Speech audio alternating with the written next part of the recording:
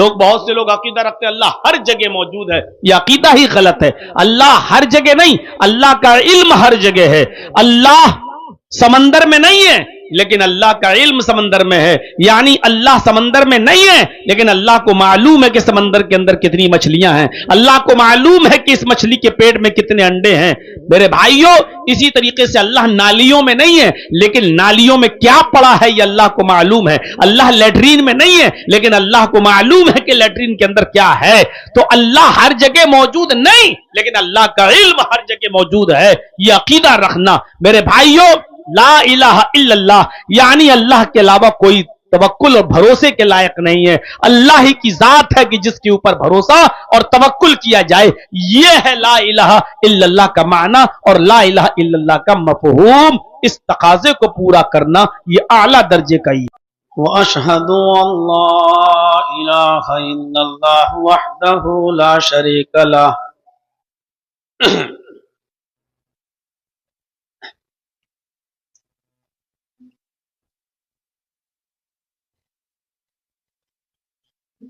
وَأَشْهَدُ أَنَّ مُحَمَّدًا عَبْدُهُ وَرَسُولُهُ.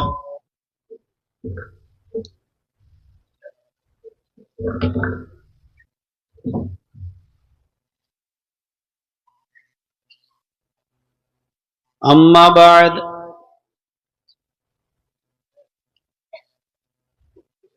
فإن خير الحديث كتاب الله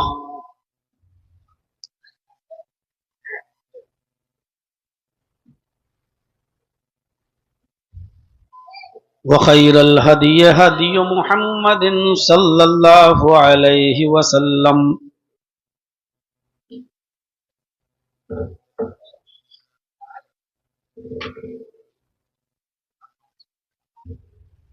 وشر الأمور محدثاتها وكل محدثة بدعة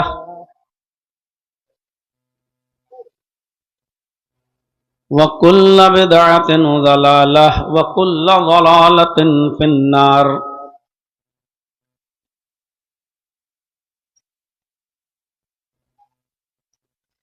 أعوذ بالله من الشيطان الرجيم. بسم الله الرحمن الرحيم.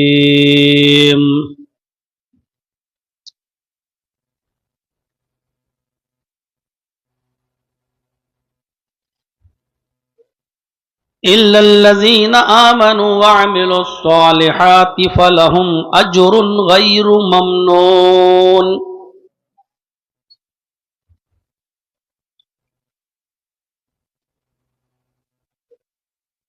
وعن أبي هريرة رضي الله تعالى عنه عن النبي صلى الله عليه وسلم قال: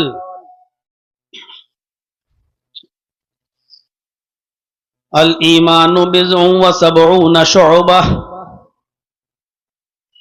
وأفضلها قول لا إله إلا الله وأدناها إماطة الأذى عن الطريق والحياء شعبة من الإيمان. رواه البخاري. رب اشرح لي صدري ويسر لي أمري واحلل عقدة من لساني يفقهوا قولي.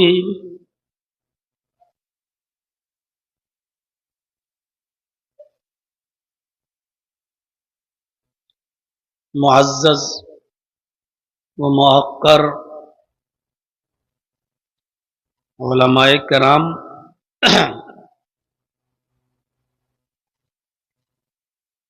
اور ہرن پور ہاتھ کاٹھی اس کے اطراف و اکناف سے آئے ہوئے معزز سامعین حضرات، پردہ نشین اسلامی خواتین، ماں اور بہنوں، قوم و ملت کے لائق بر نوجوانوں، عزیز بچوں،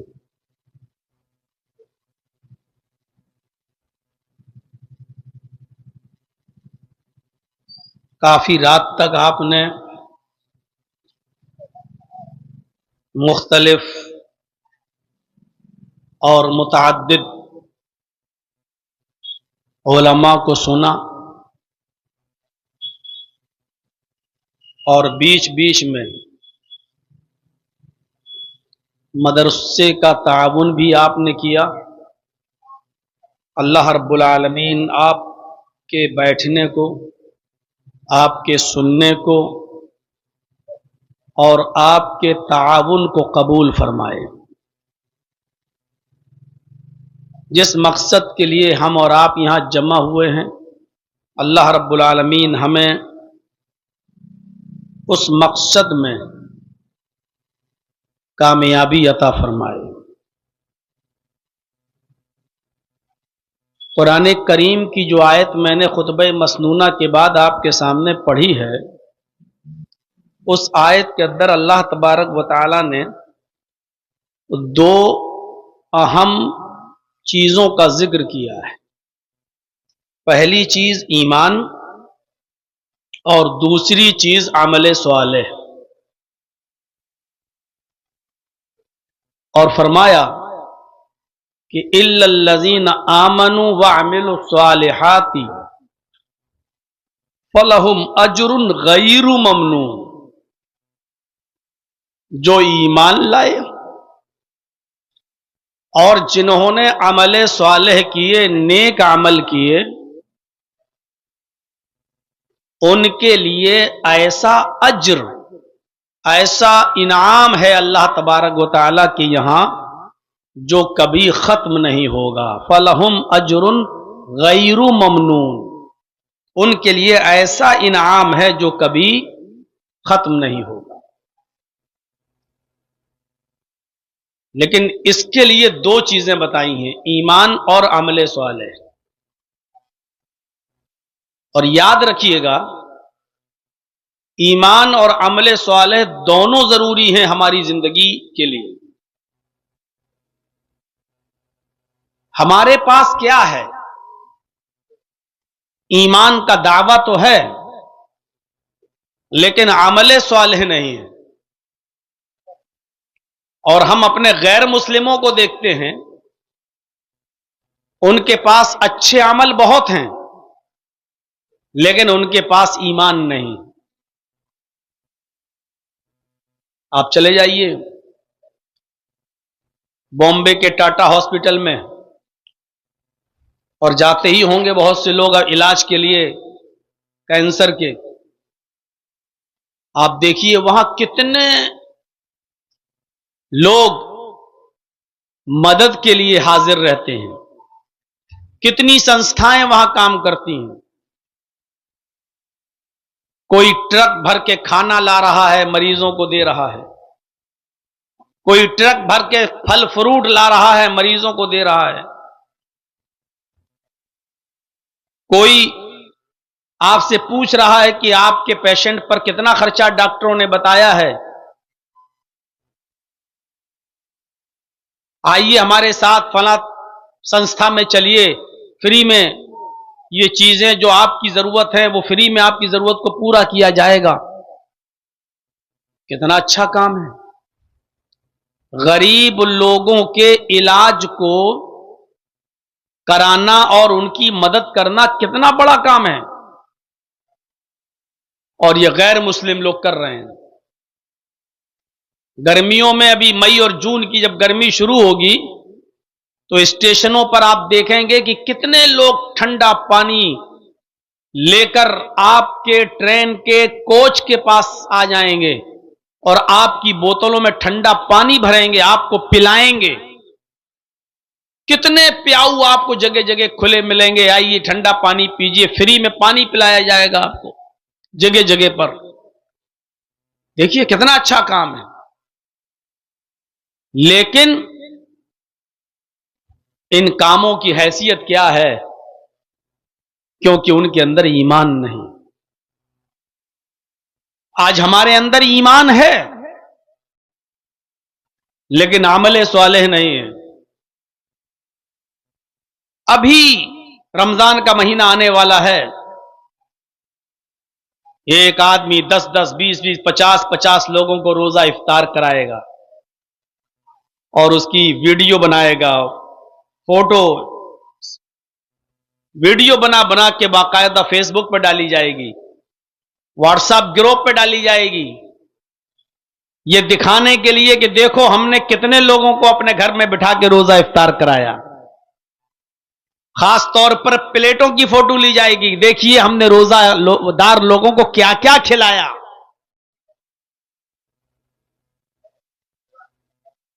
عمل تو ہے لیکن عمل صالح نہیں ہے۔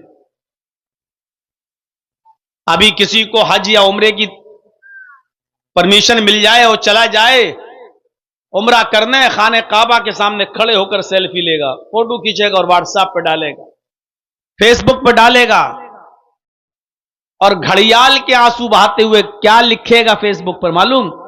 اللہ نے مجھے عمرے کی توفیق دی ہے، دعا کیجیے اللہ تعالیٰ سے اللہ میرے عمرے کو قبول فرمائے۔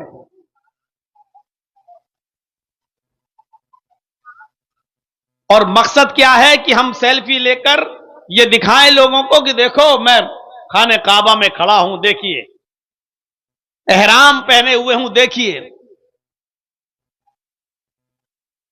قربانی آئی، بکرا لیا، بکرے کا فوٹو کھینچا، ڈال دیا فیس بک پر، واٹس ایپ گروپ میں۔ صاحب اللہ نے مجھے توفیق دی ہے، 25,000 کا میں نے بکرا خریدا ہے، دعا کیجیے اللہ ہماری قربانی کو قبول فرمائے۔ آج ہمارے پاس ایمان ہے لیکن عمل صالح نہیں۔ الا الذین آمنوا وعملوا الصالحات، جو لوگ ایمان لائے اور جنہوں نے عمل صالح کیے، جو ایمان لائے اور جنہوں نے نیک عمل کیے، فَلَهُمْ أَجْرٌ غَيْرُ مَمْنُونٍ، ان کے لیے ایسا اجر ہے جو کبھی ختم نہیں ہوگا، ان کے لیے ایسا انعام ہے جو کبھی ختم نہیں ہوگا۔ دونوں ضروری ہے، اور اکثر میں اس کی مثال دیتا ہوں موبائل اور سم سے۔ آپ کے پاس قیمتی سے قیمتی موبائل ہو، آپ کے پاس ایپل کا موبائل ہو، آپ کے پاس آئی فون ہو، آپ کے پاس Z6 فولڈ ہو، قیمتی سے قیمتی موبائل، 1 لاکھ 1.5 لاکھ کا موبائل ہے آپ کے پاس، خرید کے لائیے آج اور لگائیے کان میں اور بولیے ہیلو ہیلو، ارے صاحب یہ تو آواز ہی نہیں جا رہی ہے، میری تو بات ہی نہیں ہو پائے گی، ارے میں نے تو موبائل بات کرنے کے لیے خریدا تھا، قیمتی موبائل لیکن بیکار ہے اس وقت تک جب تک کہ آپ اس میں سم نہیں ڈالیں گے۔ بغیر سم کے موبائل چل جائے گا؟ قیمتی موبائل، لیکن جب تک اس میں سم نہیں پڑی ہوگی، آپ اپنے بھائی سے، آپ اپنے باپ سے، آپ دلی، کولکتہ، بامبے، مدراس، سعودی، کویت، دبئی، قطر، بحرین نہیں بات کر پائیں گے۔ اور آپ کے پاس اگر سم ہے کسی بھی کمپنی کی لے لو اور اس میں اچھا خاصا بیلنس بھی ڈال دو، 10,000 20,000 50,000 کا بیلنس بھی پڑا ہوا ہے اس میں، اور اس سم کو لے کر کان میں لگا کے کہو ہیلو ہیلو، وہ سم بھی بیکار ہے، کسی کام کی نہیں۔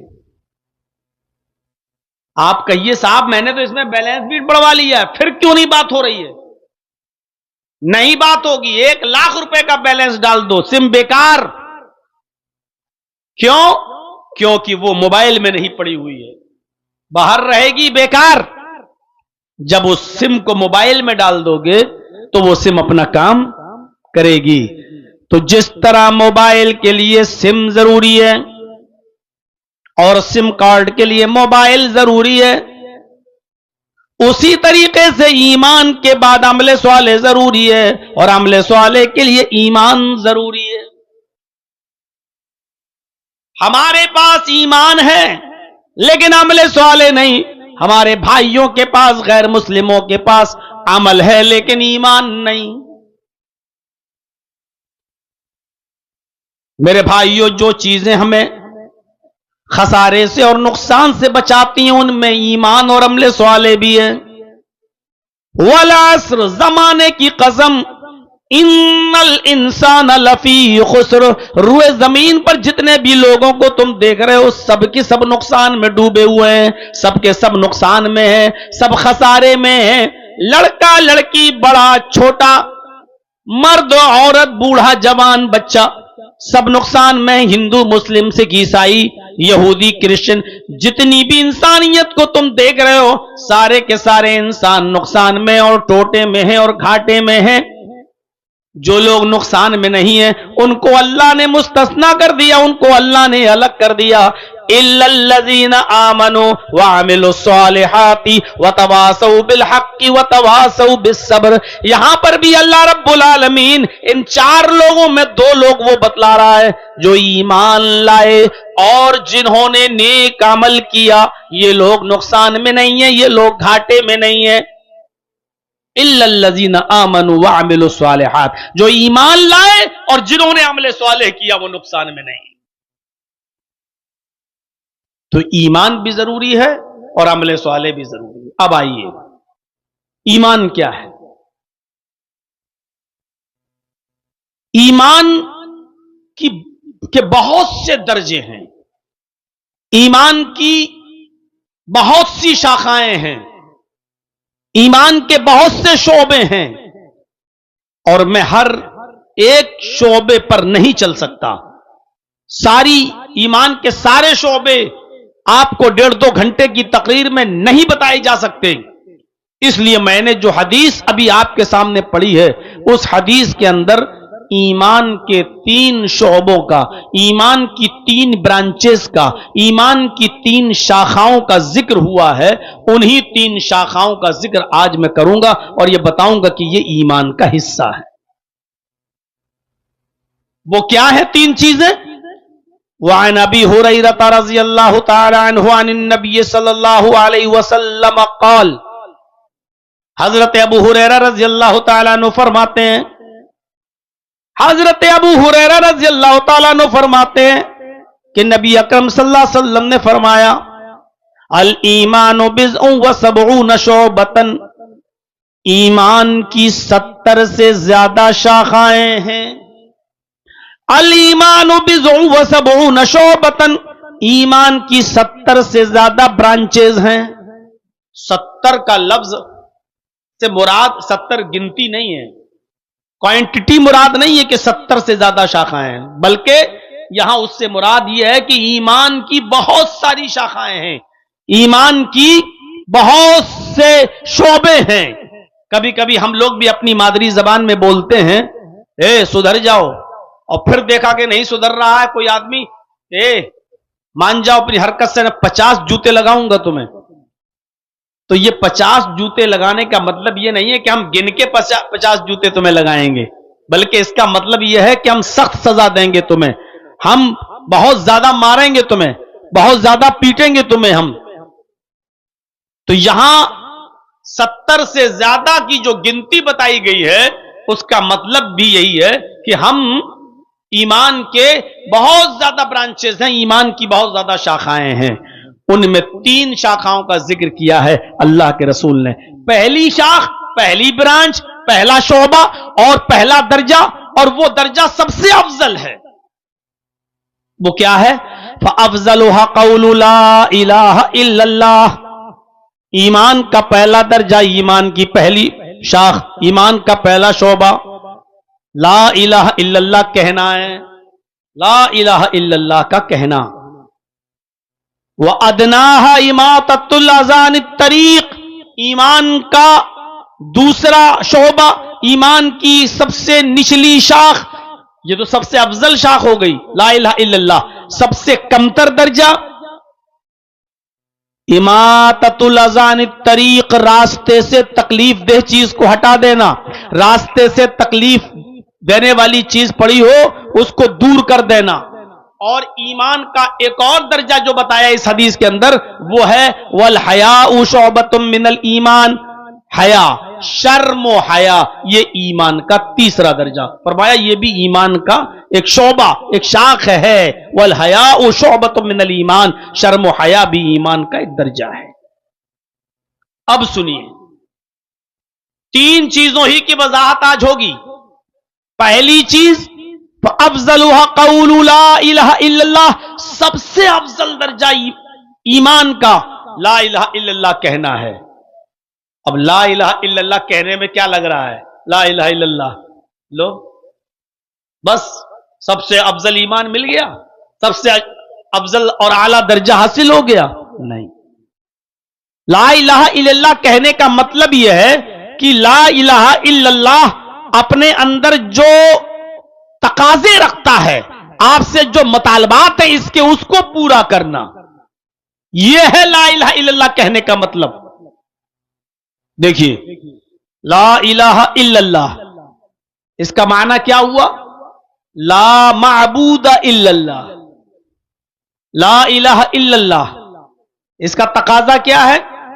ला मसजूद इल्लल्लाह। ला इलाहा इल्लल्लाह इसका माना क्या है? ला मौजूद इल्लल्लाह। समझ रहे हैं?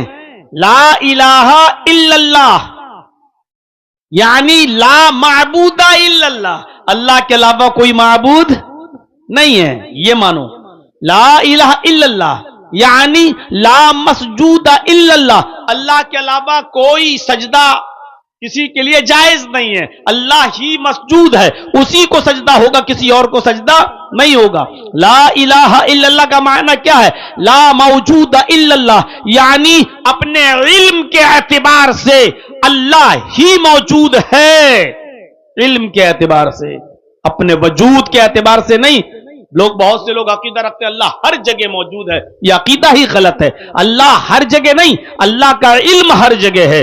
अल्लाह समंदर में नहीं है लेकिन अल्लाह का इल्म समंदर में है, यानी अल्लाह समंदर में नहीं है लेकिन अल्लाह को मालूम है कि समंदर के अंदर कितनी मछलियां हैं, अल्लाह को मालूम है कि इस मछली के पेट में कितने अंडे हैं। मेरे भाइयों, इसी तरीके से अल्लाह नालियों में नहीं है लेकिन नालियों में क्या पड़ा है ये अल्लाह को मालूम है। अल्लाह लैट्रीन में नहीं है लेकिन अल्लाह को मालूम है कि लैट्रीन के अंदर क्या है। तो अल्लाह हर जगह मौजूद नहीं लेकिन अल्लाह का इल्म हर जगह मौजूद है, यह अकीदा रखना। मेरे भाइयों, ला इलाहा इल्लल्लाह यानी अल्लाह के अलावा कोई तवक्कुल और भरोसे के लायक नहीं है, अल्लाह ही की जात है कि जिसके ऊपर भरोसा और तवक्कुल किया जाए। यह है ला इलाहा इल्लल्लाह का माना और ला इलाहा इल्लल्लाह का मफहूम। इस तकाजे को पूरा करना यह आला दर्जे का ईमान है। एक और चीज याद रखिएगा, ला इलाहा इल्लल्लाह यही वो कलमा है जो अपने पढ़ने वाले को जन्नती बना देता है, और इस जुमले को पढ़े बगैर अगर कोई आदमी इस दुनिया से रुखसत हो गया और मर गया तो वो जहन्नमी हो जाता है। एक इंसान, एक शख्स जिंदगी भर कुफ्र और शिर्क करता रहा, 70 साल और 80 साल की उम्र उसने कुफ्र और शिर्क में गुजार दी, लेकिन मरने से पहले उसको अल्लाह ने तौफीक दे दी और उसने कलमा पढ़ लिया, ला इलाहा इल्लल्लाह, इस कलमे का इकरार कर लिया और मर गया, तो ये इंसान जन्नत में चला गया। सोचिए, ये 80 साल का बूढ़ा आदमी अगर ये कलमा नहीं पढ़ता तो कहां जाता? शिर्क और गुनाह और कुफ्र की दलदल में फंसा हुआ था। अगर ये कलमा ना पढ़ता तो कहां जाता? 80 साल तक गुनाह करता रहा, लेकिन गुनाह शिर्क करता रहा, और शिर्क करने के बाद जब तौफीक मिली तो मरने से एक दिन पहले या मरने वाले दिन उसने कह दिया, अशहदु अल्ला इलाहा इल्लल्लाह, अल्लाह मैं बहुत गुनाहगार था, हमें माफ कर दे, तेरे अलावा कोई माबूद नहीं। उसने इकरार किया और उसके बाद में वो मर गया, जन्नत का मुस्तहिक हो गया। क्यों? इन्नल इस्लाम यहदिमु मा काना क़ब्ला, इस्लाम लाने के बाद उसने अब तक जितने भी गुनाह किए सारे के सारे गुनाह माफ हो गए। इस्लाम लाने के बाद उसने जितने भी गुनाह किए सारे के सारे गुनाह मिटा दिए गए। तो वो आदमी जिसने कलमा पढ़ा उसके सारे गुनाह मिट गए, अभी आदमी जन्नत का मुस्तहिक हो गया। अगर कलमा ना पढ़ता तो जहन्नम में जाता, कलमा पढ़ लिया तो कहां गया? जन्नत के अंदर चला गया। और ऐसे एक दो नहीं, कई वाकयात हैं हदीस की किताबों में लिखे हैं कि जिन्होंने कलमा पढ़ लिया और कलमा पढ़ने के बाद एक वक्त की भी नमाज नहीं पढ़ी, एक दिन का भी रोजा नहीं रखा, एक भी हज नहीं किया, کوئی بھی اچھا کام نہیں کیا اور وہ آدمی جنت کے اندر چلا گیا، یعنی اسی دن مر گیا، کلمہ پڑھتے ہی اس کا انتقال ہو گیا۔ انتقال کلمہ پڑھنے کے بعد نماز کا وقت ہی نہیں آیا کہ وہ نماز پڑھ لیتا، رمضان کا مہینہ بھی نہیں آیا کہ وہ روزہ رکھ لیتا، حج کا سیزن بھی نہیں آیا کہ وہ حج کر لیتا، زندگی بھر گناہ کرتا رہا، کلمہ پڑھا، میرے بھائی اور اسلام کا مستحق ہو گیا، اس لیے کہ اس کو نماز کا موقع ہی نہیں ملا، روزہ رکھنے کا ٹائم ہی نہیں ملا۔ آئیے میں آپ کو ایک واقعے کی طرف لے کے چلنا چاہتا ہوں، صحیح بخاری کے اندر وہ واقعہ درج ہے، جب اللہ کے نبی جناب محمد رسول اللہ صلی اللہ علیہ وسلم نے خیبر کا محاصرہ کر لیا۔ خیبر ایک قلعہ تھا، اس قلعے کے اندر یہودی رہا کرتے تھے۔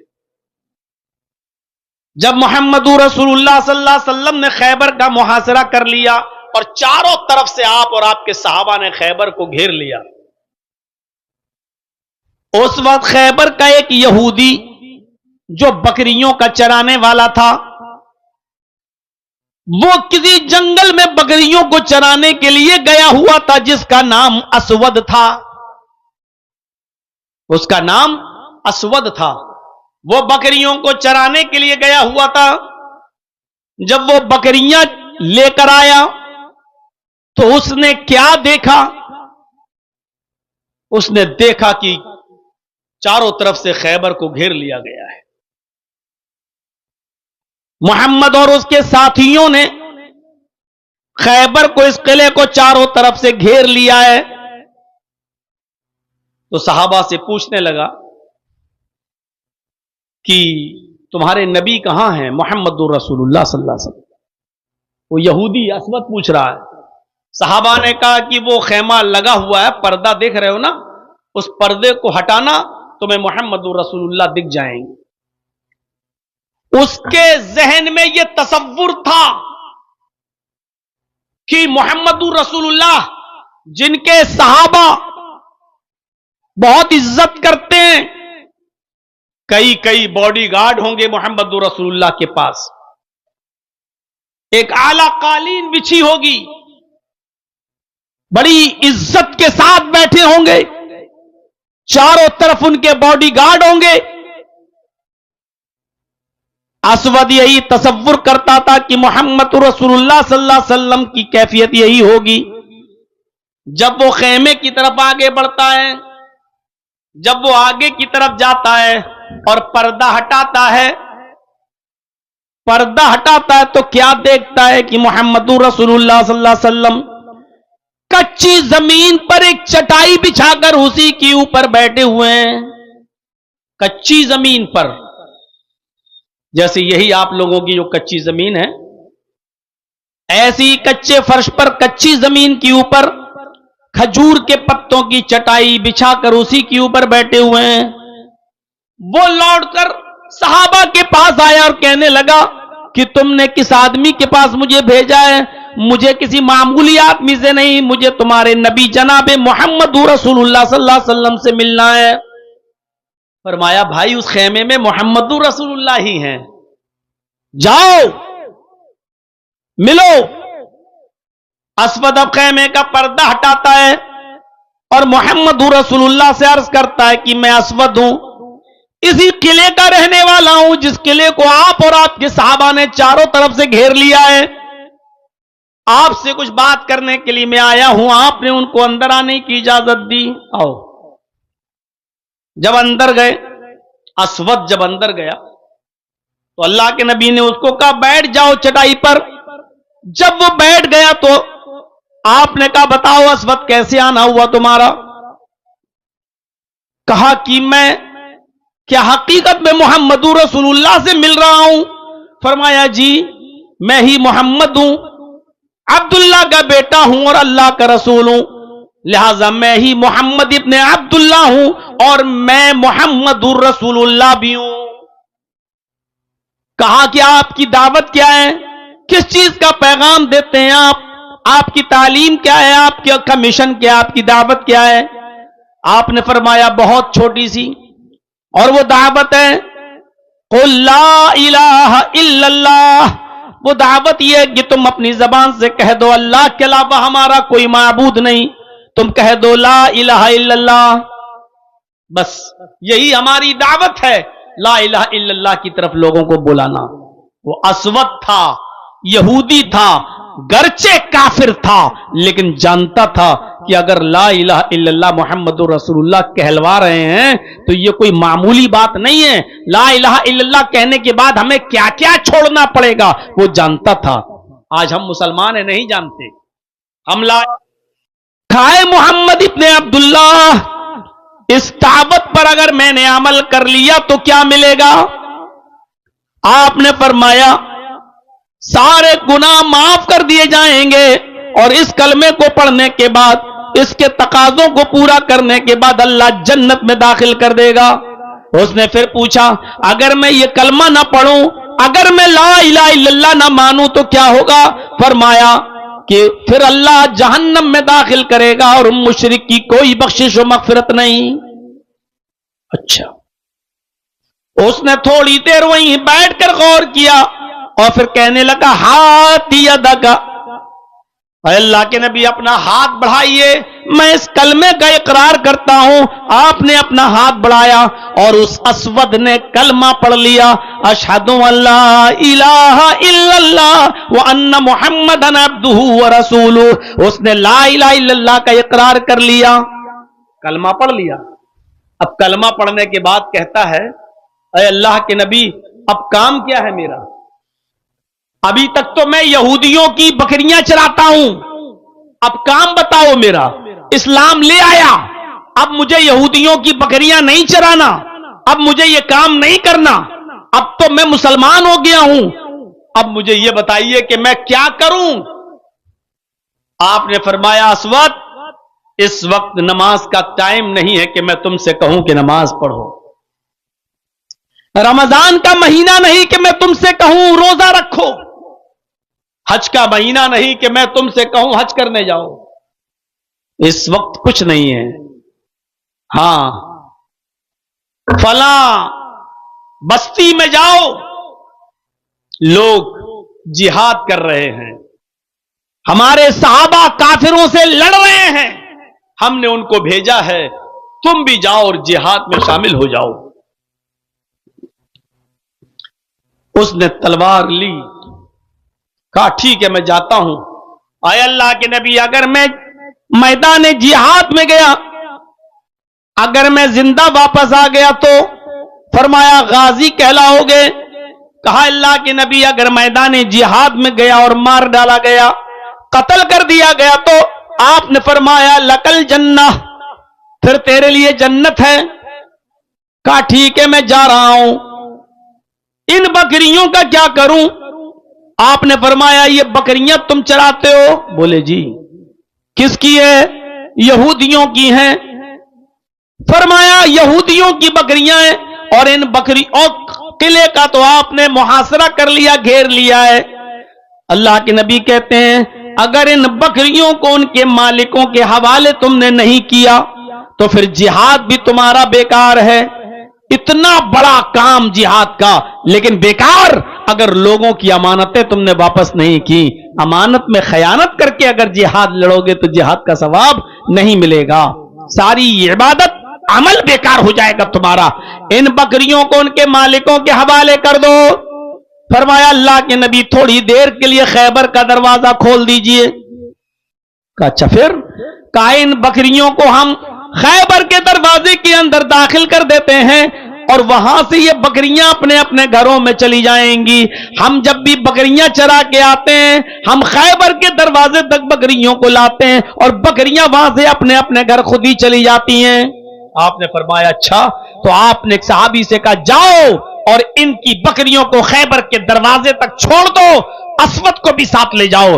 اسود ساتھ گیا، اسود ساتھ میں گیا اور بکریوں کو دروازے تک چھوڑ دیا۔ بکریاں وہاں سے اپنے اپنے مالکوں کے گھر چلی گئیں اور اسود تلوار اٹھا کر میدان جنگ میں چلا گیا، جہاد کیا، تھوڑی دیر لڑا، ایک دو کافروں کو مارا بھی، قتل بھی کیا اور بالآخر میدان جنگ میں قتل کر دیا گیا۔ اسود کی گردن پر بھی تلوار چل گئی، اسود بھی شہید ہو گئے۔ صحابہ کرام جو وہاں لڑ رہے تھے ان کو معلوم ہی نہیں یہ کون ہے، آیا لڑا قتل ہو گیا، ہماری طرف سے لڑ رہا تھا، کافروں کو مار رہا تھا، لیکن ہم تو جانتے نہیں کہ یہ کون آدمی ہے۔ اللہ کے نبی کو بلایا گیا، اللہ کے رسول صلی اللہ علیہ وسلم نے اسود کی جب شکل دیکھی تو صحابہ سے کہا چونکو نہیں، یہ وہ شخص ہے جو آج ہی ایمان لایا، یہ وہ شخص ہے جس نے آج ہی کلمہ پڑھا، اشہد ان لا الہ الا اللہ۔ آئے میرے ساتھیوں، یہ پہلا وہ شخص ہے جس نے ایک بھی وقت کی نماز نہیں پڑھی، یہ پہلا وہ آدمی ہے جس نے ایک بھی روزہ نہیں رکھا، یہ پہلا وہ شخص ہے جس نے ایک بھی حج نہیں کیا، جس نے اسلام قبول کرنے کے بعد ڈائریکٹ میدان جہاد میں کود گیا اور شہید کر دیا گیا، یہ پہلا وہ شخص ہے جو آج اسلام لایا اور کلمہ پڑھنے کے بعد شہید ہو گیا، یہ پہلا وہ شخص ہے جس کو اللہ نے بغیر نماز پڑھے اور بغیر روزہ رکھے اس کو جنت میں داخل کر دیا۔ بتانے کا مقصد پورے واقعے کو سامنے رکھنے کی بات کیا ہے جانتے ہیں؟ صرف اتنا کہ کلمہ پڑھ لیا جنت میں چلا۔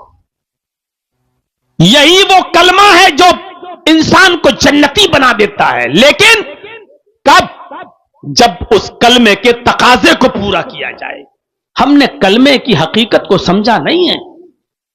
بخاری کی روایت ہے، اللہ کے نبی صلی اللہ علیہ وسلم فرماتے ہیں اگر ساری کائنات کو، ساری دنیا کو ترازو کے ایک پلڑے پہ رکھ دیا جائے، دنیا کتنی بڑی ہے، کتنے پیڑ، کتنے پودے، کتنے کھیت، کتنے جنگلات، کتنے پہاڑ، کتنے بھاری بھاری پتھر، ان ساری چیزوں کو ترازو کے ایک پلڑے پہ رکھ دیا جائے اور اللہ کے رسول فرماتے ہیں لا الہ الا اللہ کو ترازو کے دوسرے پلڑے پہ رکھ دیا جائے اور اس کے بعد میں ترازو اٹھائی جائے، لا الہ الا اللہ کا پلڑا بھاری ہوگا، لا الہ الا اللہ کا پلڑا جھک جائے گا، لا الہ الا اللہ پوری دنیا سے بھاری ہوگا، لا الہ الا اللہ کا پلڑا جھک جائے گا اور پوری دنیا کا، کائنات کا پلڑا اٹھ جائے گا۔ آپ اندازہ لگا رہے ہیں لا الہ الا اللہ کی حیثیت کا؟ لیکن اس کے تقاضوں کو پورا کریں گے تب۔ ایک وقت کی نماز نہیں پڑھی، ایک روزہ نہیں رکھا، آج اسلام لایا، کلمہ پڑھا، جہاد میں گیا، شہید ہو گیا اور چل گیا۔ کہاں ہیں ہم؟ آئیے ایک اور چیز بتائیں، یہ بھی بخاری کے اندر ایک چھوٹا سا بچہ، چھوٹا بچہ نہیں 12 سال عمر، اور عرب کے 12 سال کے بچے ہمارے یہاں کے 12 سال کے بچوں کے برابر نہیں تھے، نہیں ہے۔ عرب کے اندر آپ کو یاد ہوگا کہ 6 سال کی عمر میں حضرت عائشہ کی شادی ہوئی اور 9 سال کی عمر میں ان کی رخصتی ہو گئی، یعنی 9 سال کی عمر میں وہ بالغ ہو گئی تھیں۔ اب آپ اندازہ لگائیے کہ 12 سال کا لڑکا یہودی کا، وہ اللہ کے نبی صلی اللہ علیہ وسلم کے درس میں آتا، بیٹھتا، سنتا اور نبی کی خدمت بھی کرتا تھا، نبی اکرم صلی اللہ علیہ وسلم کی سیوا بھی کر دیا کرتا تھا۔ اس کو محمد رسول اللہ کی باتیں بہت زیادہ پسند آتی، نبی کی باتوں کو غور سے سنتا اور اپنے گھر جا کر اپنے باپ سے کہتا اے ابو جان میرا دل محمد رسول اللہ کی باتوں پہ بہت لگتا ہے اور میں چاہتا ہوں کہ میں دین اسلام کو قبول کر لوں۔ اس کا باپ اس کو ترچھی نظروں سے دیکھتا، گھور کر کیا کہا، بیٹا سنو، تم محمد کو نہیں جانتے وہ کتنا بڑا جادوگر ہے، تم اس کی باتیں سنتے ہو، نہیں نہیں، تمہیں محمد کے اوپر اور محمد کی باتوں پر ایمان لانے کی ضرورت نہیں۔ باپ منع کر دیتا، بیٹا مان جاتا، لیکن بار بار وہ نبی کی محفل میں جاتا اور نبی کی خدمت بھی کرتا، اس کا دل نبی کی طرف مائل۔ ایک دن بیمار ہو گیا، پھر بیماری نے طول پکڑ لیا اور بیماری اتنی بڑھ گئی کہ اب اس بچے کے بچنے کی کوئی امید نہیں رہی۔ آخری وقت ہے، ادھر محمد رسول اللہ کو پتا چلا کہ یہودی بچہ بیمار ہو گیا، ادھر اللہ کے نبی کو پتا چلا کہ یہودی بچہ بیمار ہے، تو آپ اس کی عیادت کے لیے گئے اور ایک دو صحابہ کو اپنے ساتھ لے لیے۔ جب نبی اکرم صلی اللہ علیہ وسلم اس بچے کی عیادت کے لیے گھر گئے، دروازے کو دستک دی، اس بچے کے باپ نے دروازہ کھولا، اس نے دیکھا محمد رسول اللہ سامنے، تو آنے کی اندر اجازت دے دی۔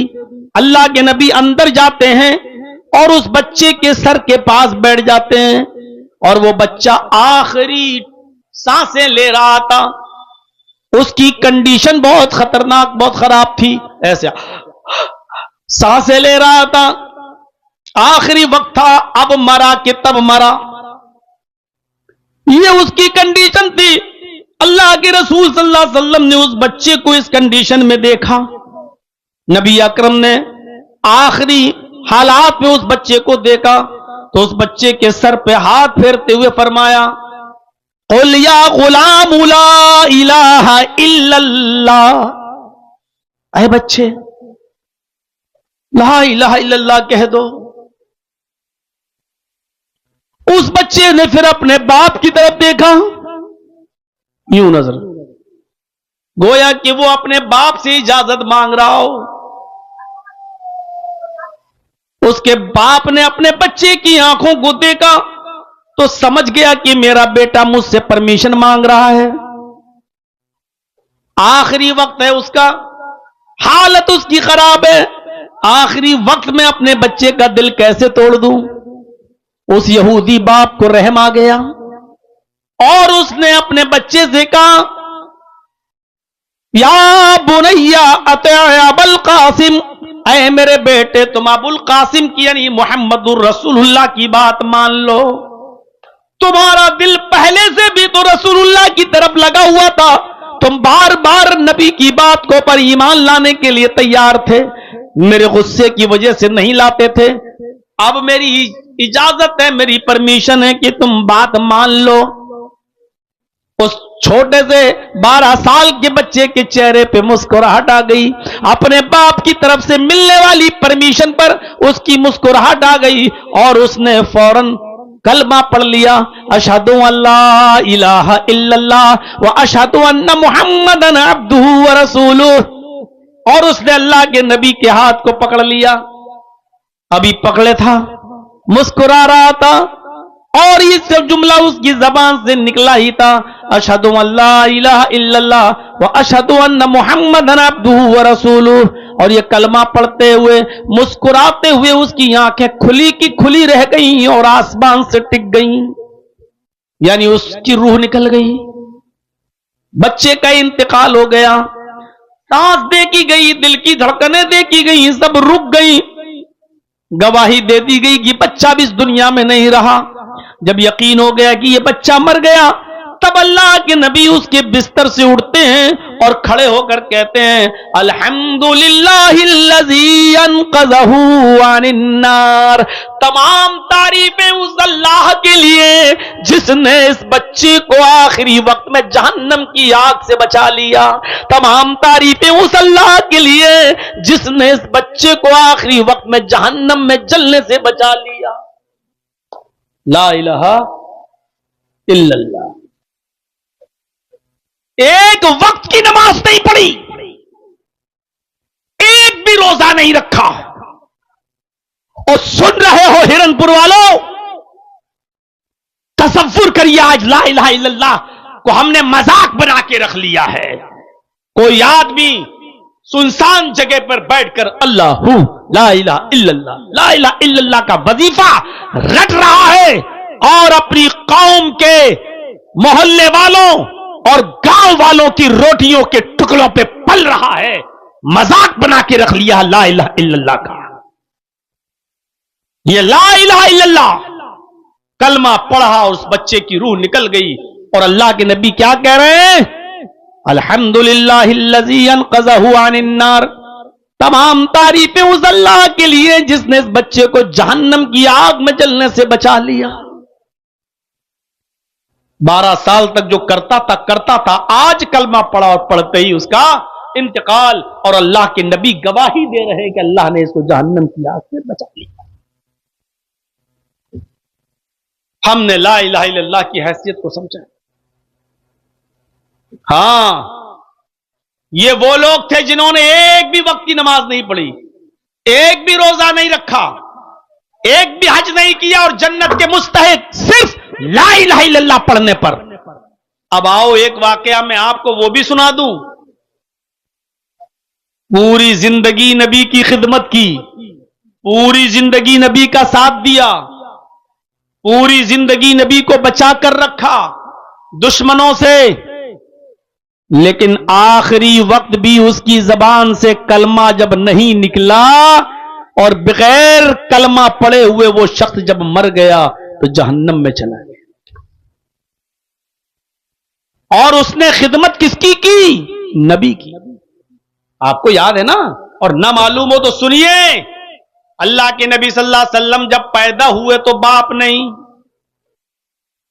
نبی اکرم صلی اللہ علیہ وسلم جب اپنی ماں کے پیٹ سے باہر آئے تو باپ کو نہیں دیکھا.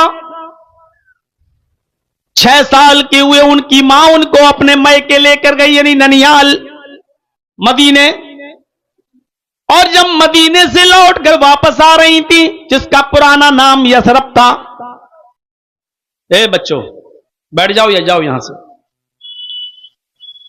جب وہاں سے لوٹ کے واپس آ رہی تھی اور محمد رسول اللہ محمد ابن عبداللہ کی عمر 6 سال کی تھی،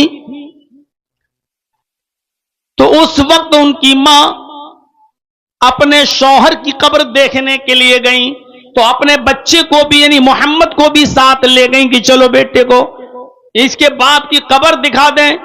مقام ابوا میں پہنچی، اپنے شوہر کی قبر کو دیکھا تو ان کو شوہر کی جدائی برداشت نہیں ہوئی اور شوہر کی یادوں میں تڑپنے لگی، اور اتنا تڑپی، اتنا آنسو بہے کہ زمین پر گر گئی، اور گرتے ہی محمد رسول اللہ کی ماں کا انتقال ہو گیا. پیدا ہوئے محمد رسول اللہ تو باپ کو نہیں دیکھا، اور 6 سال کی عمر میں باپ کی قبر کے سامنے ماں کو بھی الوداع کہہ دیا. 6 سال کی عمر میں نبی اکرم کی ماں آمینہ بھی چھوڑ کے چلی گئی. دادا عبد المطلب نے پالا، لیکن جب اللہ کے نبی کی عمر 8 سال کی ہوئی تو عبد المطلب کا بھی انتقال ہو گیا. 8 سال سے لے کر برابر اور مستقل حضرت خدیجہ کی شادی ہونے تک 25 سال کی عمر تک ابو طالب محمد رسول اللہ کی پرورش کرتے رہے، ان کو کھلاتے رہے، ان کو پلاتے رہے اور بڑا کرتے رہے. 40 سال کے بعد جب آپ کو نبوت ملی اور جب توحید کی دعوت دی تو پریشانی آنے لگی. ابو طالب آپ کو بچاتے رہے، دعوت دیتے دیتے جب کافی عرصہ گزر گیا، مخالفتیں بھی بہت زیادہ بڑھ گئی. تو ایک دن یہ کافر جب آئے تو کہنے لگے ابو طالب اب پانی بہت آگے چل گیا ہے، تمہارا بھتیجا رکنے کا نام بھی نہیں لیتا، ہمارے معبودوں کو برا بھلا کہتا ہے، ہمارے معبودوں کو گالیاں دیتا ہے، اور ہمارے معبودوں کو کہتا ہے کہ یہ لنگڑے لولے اندھے بہرے یہ کیا سنیں گے تمہاری. اے ابو طالب اب پانی حد سے آگے چڑھ چکا ہے، اب تم اپنے بھتیجے کو سمجھا نہیں پائے ہو، میں تمہارے پاس ایک مشورہ لے کر آیا ہوں. کہا کیا ہے مشورہ؟ کہا تمہیں بچہ ہی پالنا ہے تو میرا بیٹا لے لو، پالو لو، کھلاؤ پلاؤ، لیکن تم اپنے بھتیجے کو میرے حوالے کرو.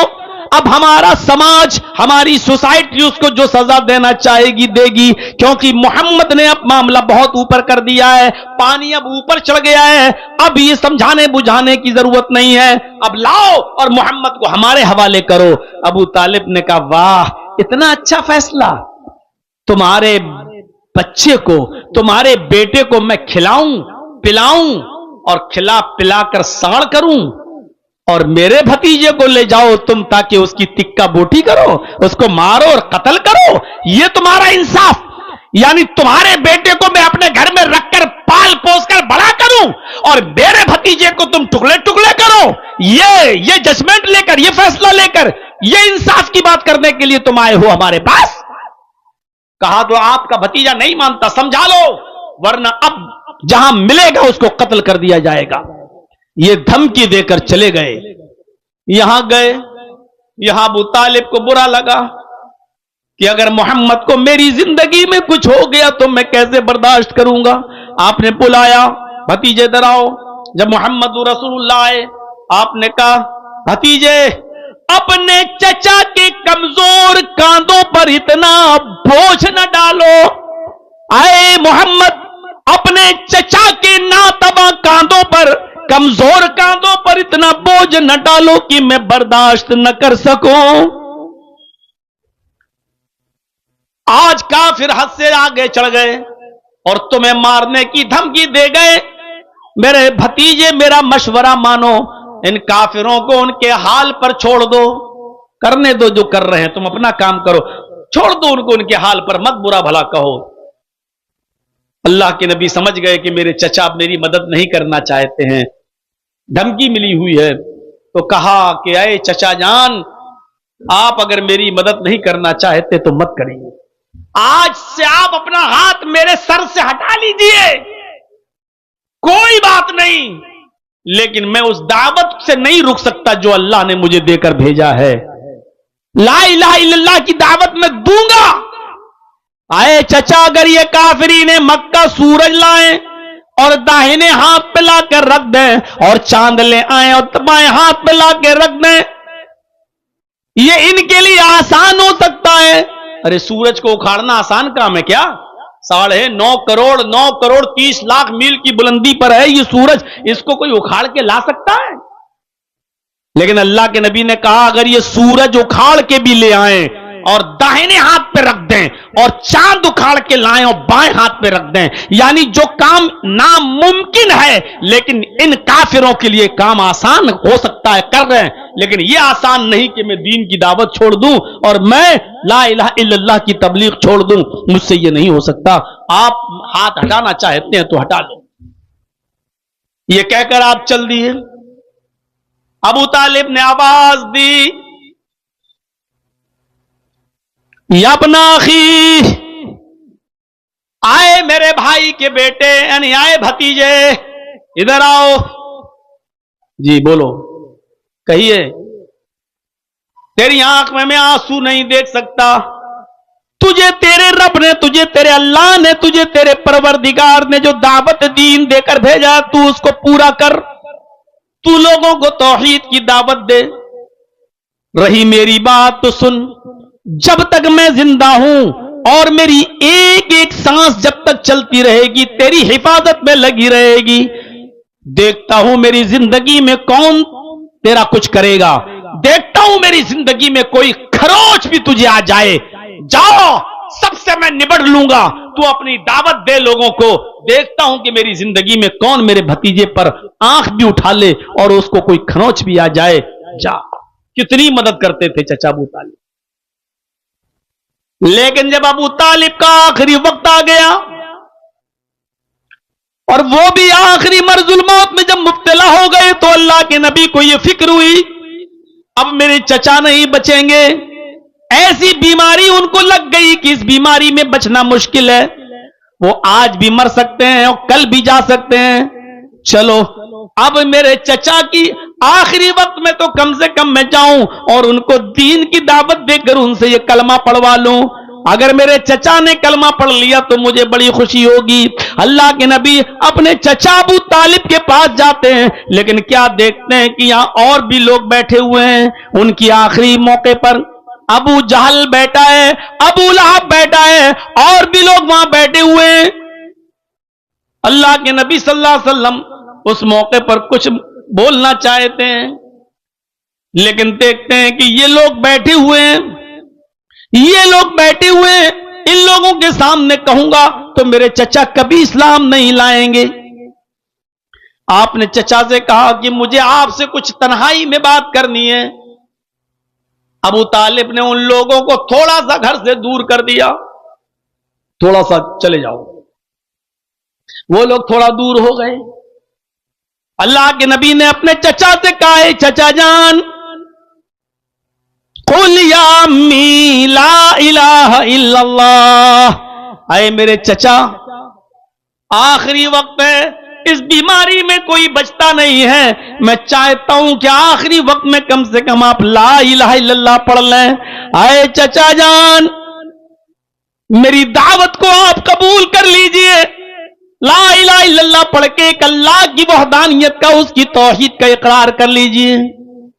نہیں بھتیجے، کیا کہیں گے لوگ اگر میں لا الہ الا اللہ پڑھ لوں تو زمانہ کیا کہے گا؟ ابو طالب آخری وقت بھتیجے سے ڈر گئے اور ڈر کے کلمہ پڑھ لیا. بھتیجے نے ڈرایا جہنم سے اور وہ ڈر گئے. نہیں نہیں نہیں نہیں، اللہ کے نبی نے اب جو جملہ کہا اس کو سنو. قول یا امی لا الہ الا اللہ فی اذنی.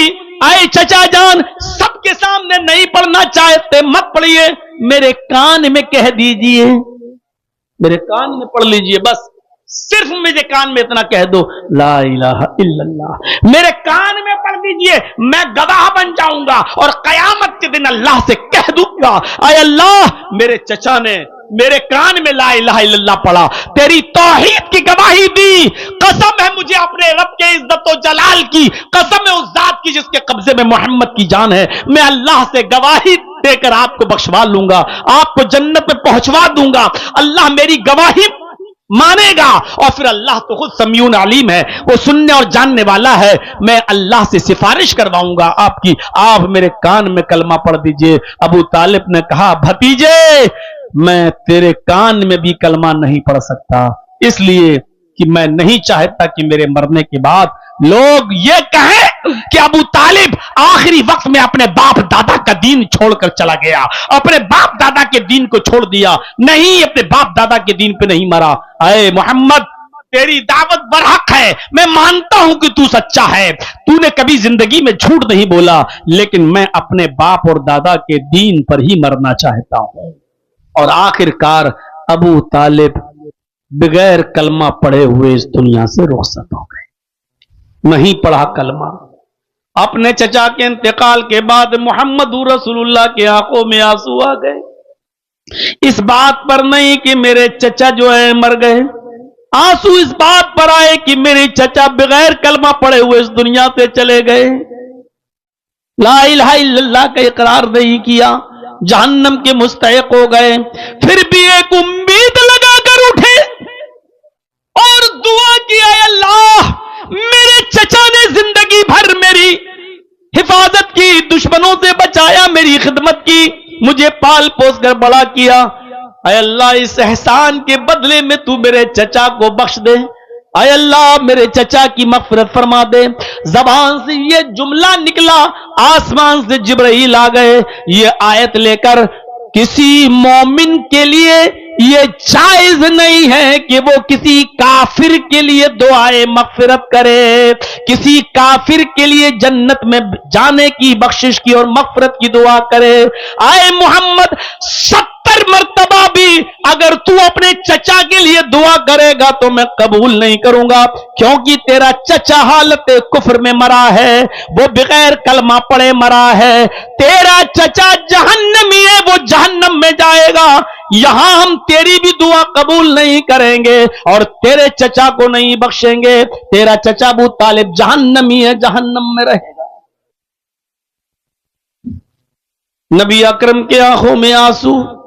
ہاں پھر اللہ نے اتنا ضرور یقین دلایا، اے محمد ابن عبداللہ، اے میرے محبوب، اے میرے حبیب، تیرا چچا جائے گا تو جہنم میں، لیکن تیری دعا کے نتیجے میں، تیرے دعا کے ثمرات میں ہم اتنا ضرور کریں گے تیرے چچا کے ساتھ کہ ہم ان کو جہنم میں سب سے ہلکا عذاب دیں گے، کیونکہ اس نے زندگی بھر تیری سیوا کی، زندگی بھر تمہاری خدمت کی، زندگی بھر تمہارا ساتھ دیا.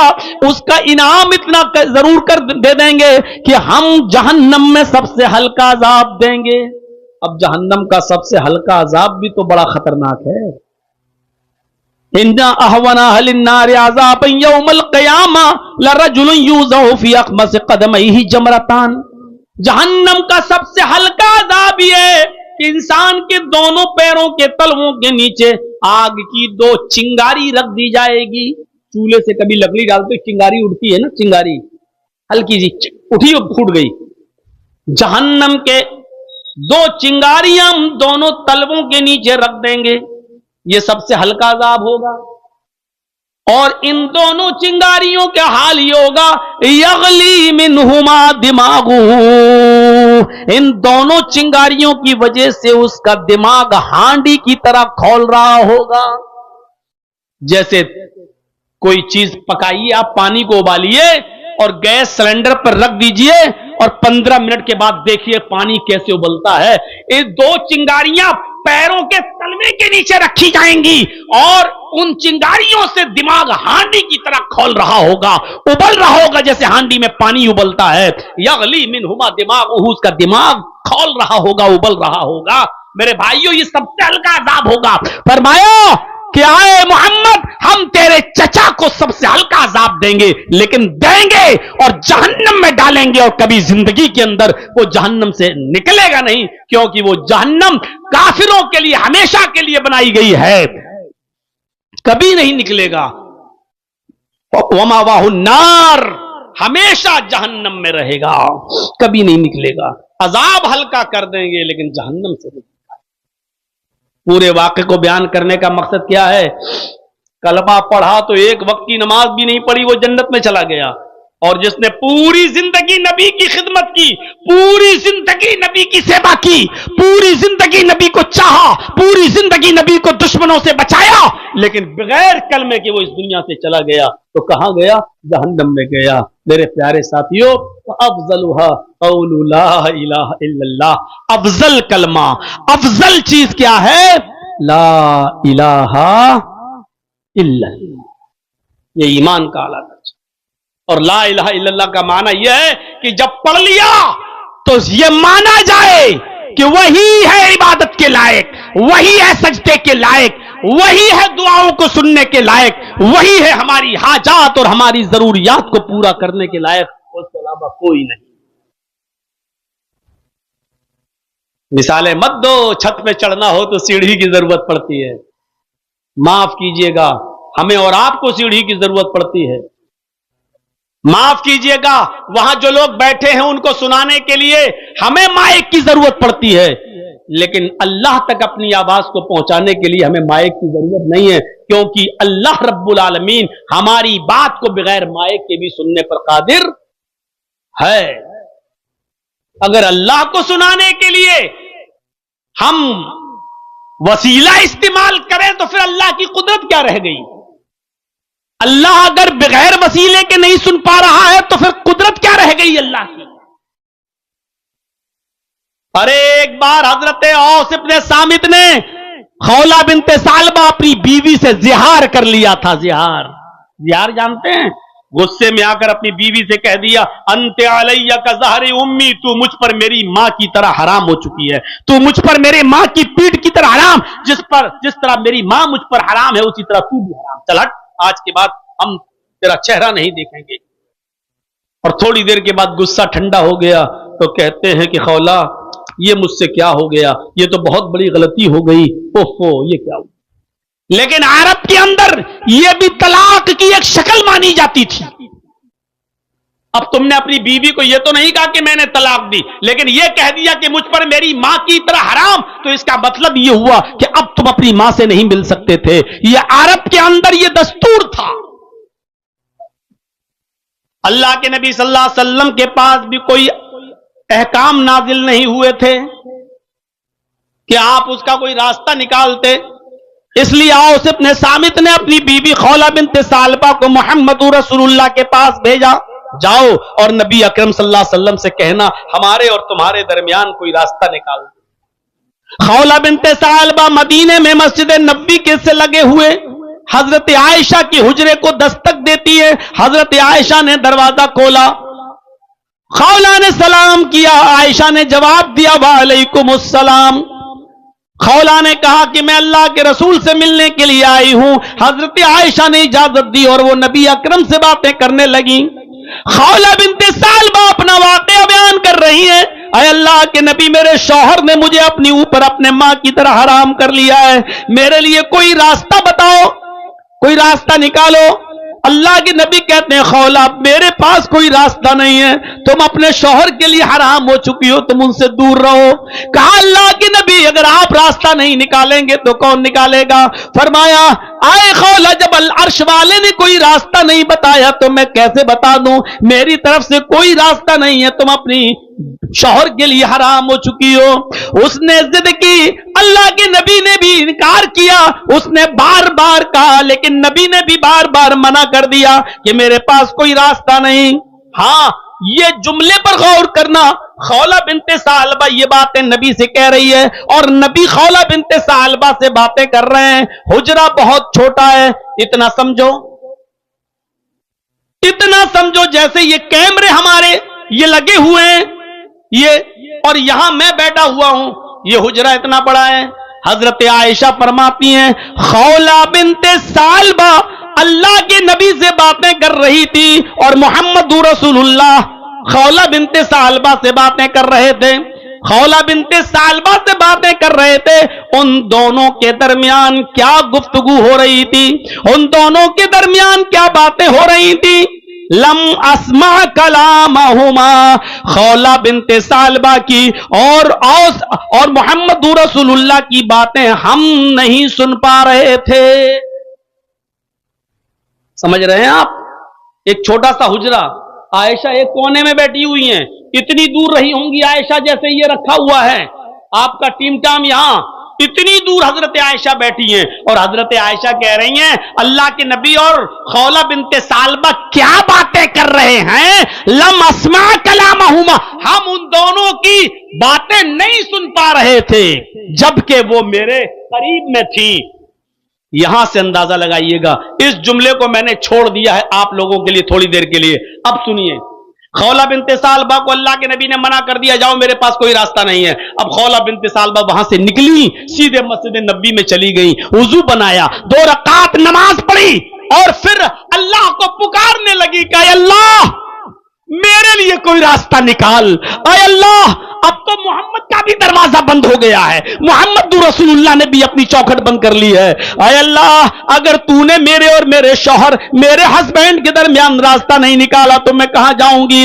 बच्चों को प्यार दे सकती हूं, लेकिन खिलाने और पिलाने की जिम्मेदारी तो शौहर के ऊपर है। अय अल्लाह, मुझे उसने अपनी मां की तरह हराम कर लिया, मैं कहां जाऊंगी? अभी वो दुआ कर रही थी, अभी वो अल्लाह को पुकार रही थी, अभी वो अल्लाह से गुफ्तगू कर रही थी, अभी अपनी शिकायत अल्लाह से कर रही थी कि अल्लाह ने जिब्राइल को भेज दिया और जिब्राइल मोहम्मद रसूलुल्लाह के पास आ गए। अल्लाह के नबी को पता ही नहीं कि औरत मस्जिद नबी में मौजूद है, अल्लाह से दुआ कर रही है। आप समझे मेरे घर से गई तो अपने घर गई होगी, अभी वो दुआ कर रही है, अभी दुआ के हाथ गिरे भी नहीं कि जिब्राइल आ गए और जिब्राइल ने मोहम्मद रसूलुल्लाह के पास ये आयतें नाजिल की। अल्लाह ने फरमाया नबी से कह दो, कद समिअ अल्लाहु कौलल्लती तुजादिलुका फी ज़ौजिहा व तश्तकी इलल्लाह वल्लाहु यस्मउ तहावुरकुमा इन्नल्लाह समीउन बसीर। अल्लाह ने उस औरत की गुफ्तगू को सुन लिया, अल्लाह ने उस औरत की फरियाद को सुन लिया जो आपसे अपने शौहर के बारे में बहस कर रही थी, जो आपसे अपने शौहर के बारे में बहस कर रही थी। वह तश्तकी इलल्लाह, और अल्लाह से भी दुआ कर रही, अल्लाह से भी फरियाद कर रही है। आपको क्या मालूम, मस्जिद में झांक कर देखो वो औरत अल्लाह को पुकार रही है। वल्लाहु यस्मउ तहावुरकुमा, और अल्लाह तुम दोनों की गुफ्तगू को सुन रहा था, अल्लाह तुम दोनों की गुफ्तगू को सुन रहा था। कितनी बुलंदी से, कितनी बुलंदी से।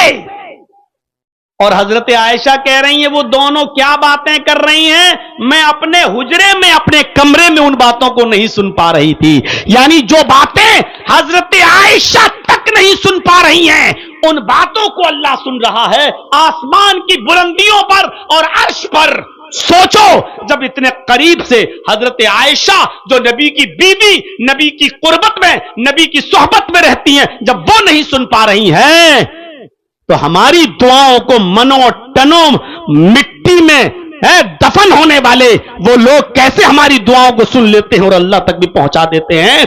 समझ में नहीं आता, जब हजरत आयशा जिंदा बाहयात है तो नहीं सुन पा रही हैं, ये मरने के बाद इतनी ताकतें कहां से आ जाती है कि टनो और मनो मिट्टी के अंदर दफन लोग हमारी फरियादों को सुन लेते हैं, और अल्लाह कितनी बुलंदियों से सुन रहा है, आपको अंदाजा नहीं होगा। ये सूरज जो 9 करोड़ 30 लाख मील की बुलंदी पर है, यही इतना बड़ा है कि जिस दुनिया में हम और आप रहते हैं, अगर ये दुनिया पूरी लपेट कर सूरज में डाल दी जाए, ये दुनिया जिसमें हम रहते हैं अगर सूरज के अंदर फेंक दी जाए, तो सूरज के अंदर ये दुनिया की हैसियत बिल्कुल ऐसे है जैसे एक बहुत बड़ी फील्ड के अंदर एक फुटबॉल डाल दी गई हो।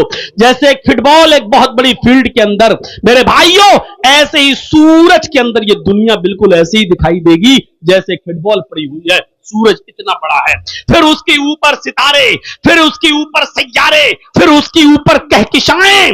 एक कहकशां ऐसी है आसमान से नीचे, पहले आसमान से नीचे एक कहकशां ऐसी है कि जिसकी रोशनी को जमीन पर आने में 10 अरब साल लगते हैं। 10 अरब साल, 1 साल नहीं, 2 साल नहीं, 100 साल नहीं, 1000 साल नहीं, 1 लाख साल नहीं, 10 लाख साल नहीं, 1 करोड़ नहीं, 1 अरब नहीं, 10 अरब साल लगते हैं, जबकि वो रोशनी 1 सेकंड में 3 लाख मील की रफ्तार तय कर रही है। तब रोशनी की रफ्तार 1 सेकंड में, 1 मिनट में नहीं, 1 घंटे में नहीं, 1 सेकंड में, आंख बंद करो खोलो बस, इतनी देर में 3 लाख मील की रफ्तार से चल रही है वो रोशनी।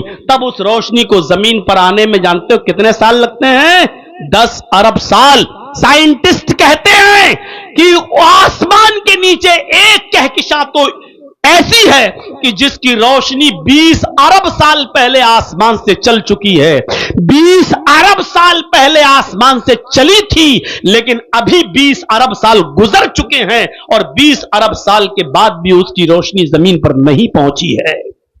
गौर कर रहे हैं अभी आप?